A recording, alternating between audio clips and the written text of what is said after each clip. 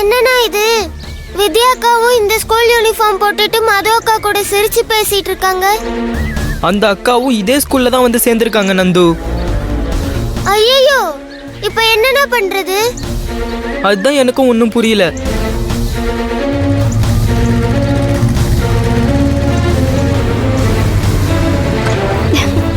Hi மது.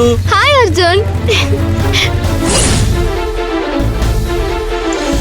என்ன மது, உன் friend இதே ஸ்கூல்ல வந்து ஜாயின் பண்ணிட்டா, உனக்கு சந்தோஷம் தானே? என்னால இந்த சந்தோஷத்தை கண்ட்ரோல் பண்ணவே முடியல அர்ஜுன். என்னடா வித்யாவை விட்டு பிரிஞ்சு அம்மா இந்த ஸ்கூல்ல கொண்டு வந்து சேர்த்துட்டாங்களேன்னு நொந்து போயிருந்தேன். ஆனா இங்க வித்யாவை பார்த்த பிறகுதான் எனக்கு உயிரே வந்துச்சு தெரியுமா? இது எல்லாத்துக்கும் காரணம் உங்க சித்தி பூர்ணி மேடம் தான்.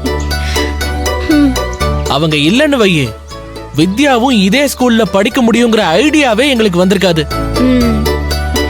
வித்யா எல்லா விஷயத்தையும் சொன்னா அர்ஜுன். நான் அவளோட போன்லயே எங்க சித்திக்கு கால் பண்ணி தேங்க்ஸ் சொல்லிட்டேன். ஓ, மேடம்க்கு கால் பண்ணி தேங்க்ஸ் சொல்லிட்டியா? சூப்பர் மது. அவங்க சப்போர்ட் இருக்கிற வரைக்கும் உன்னையும் வித்யாவையும் உங்க அம்மாவால பிரிக்கவே முடியாது. நிச்சயமா அர்ஜுன். அப்புறம் இன்னொரு விஷயம் மது, பூர்ணி மேடம் நமக்கு சப்போர்ட்டிவா இருக்காங்க. சரி, இப்ப நானும் இந்த ஸ்கூல்ல சேர்ந்து படிக்கிறேங்கிற விஷயம் உன் அம்மாவுக்கு தெரிஞ்சிடவே கூடாது. அதெல்லாம் அவங்களுக்கு தெரியாம பாத்துக்கலாம் வித்யா.